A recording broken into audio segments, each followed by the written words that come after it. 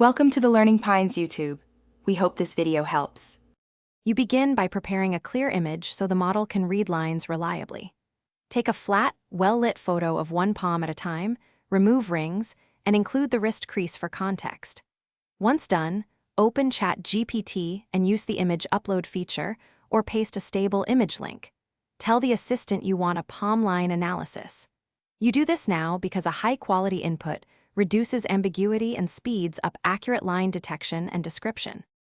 Next, guide the assistant through the analysis so you control what it examines. Ask it to label the major lines, life, head, heart, fate, and describe their start, end, depth, and breaks, step by step. Make sure to request confidence levels or uncertainty statements so you understand limits. Also specify the interpretive tradition you want, such as Western palmistry versus another style, because interpretations and emphasis change. This ensures you get structured, comparable observations rather than loose conjecture. To finish, ask the assistant to summarize key findings and list concrete next steps, like areas to monitor or questions for a live reader. Make sure you compare both palms to spot asymmetries or changes over time, and save images for follow-up.